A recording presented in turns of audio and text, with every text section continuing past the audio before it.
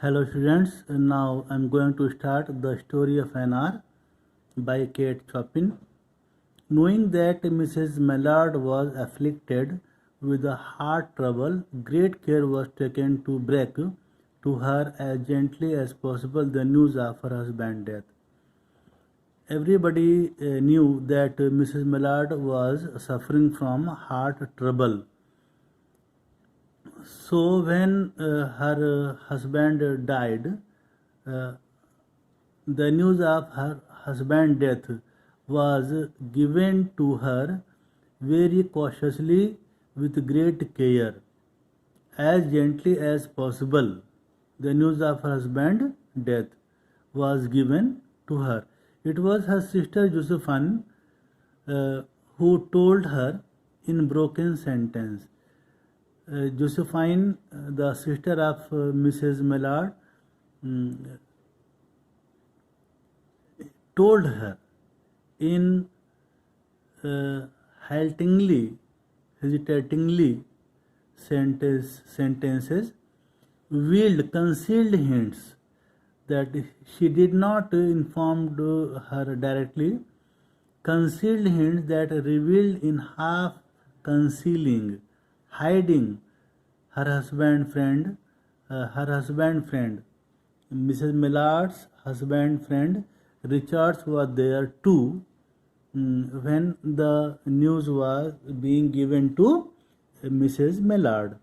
Knew her. It was he who had been in the newspaper office, Mr. Richards, uh, who had been in the newspaper office when intelligence of the railroad disaster was received. When the un when the information usually secret intelligence means information usually secret. In newspaper office when intelligence the railroad disaster was received, uh, the train was unexpected event was received that Mrs. Millard's husband died. He received the news with Brentley Millard's name. The name of Mrs. Millard was Brentley Millard. It was the name, Brentley Millard's name was in the top of the list that he was killed. The list of killed. The name of Brentley Millard was in the list. He had only taken the time to assure himself. He could not believe that he died. He wanted to assure himself as if truth by a second telegram. Second telegram came, and by coming of second telegram, he assured that really Mr. Brentley Millard had died, and had hastened to forestall any less careful, less tender friend in bearing the sad message. To prevent something from happening, forestall means.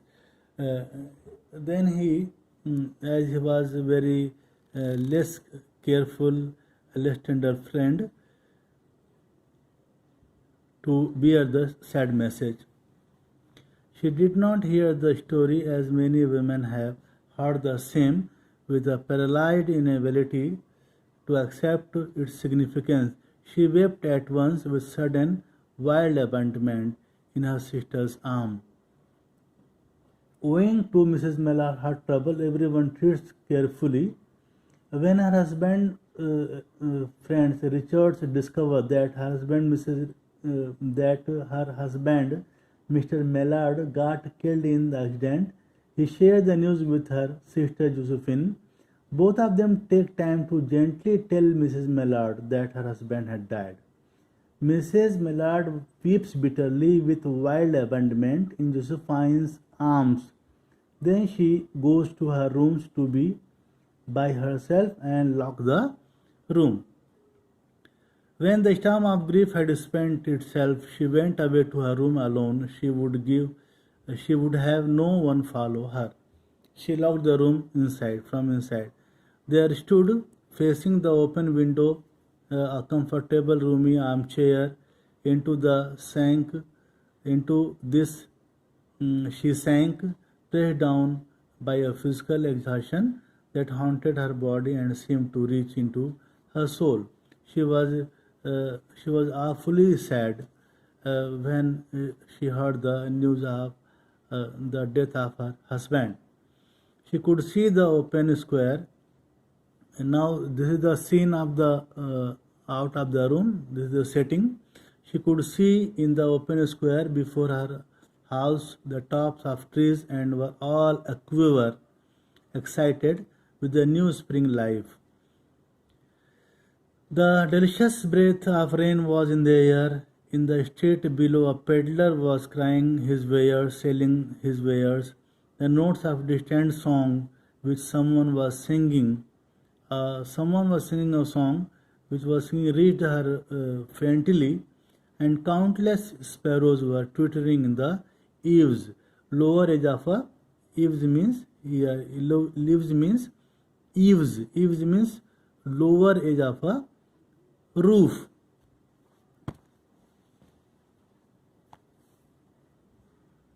There was patches all blue sky showing here and there through the clouds that had met and piled one above the other in the west facing her window.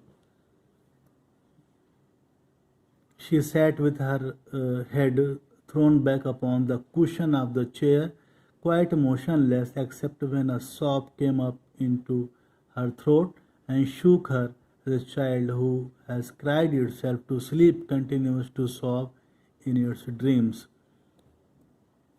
She was continuously weeping, but after that she controlled herself and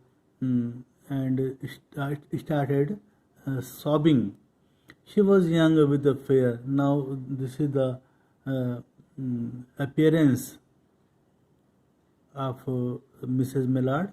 She was young with a fair, calm face whose lines bespoke individually indicated repression, and even a certain strength.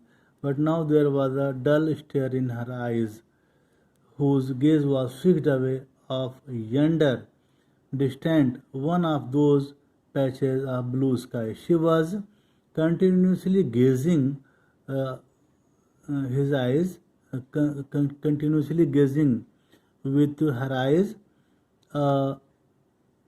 distant, fixed away, of distant patches of blue sky. It was not a glance of reflection, but rather indicated a suspension of intelligent thought. She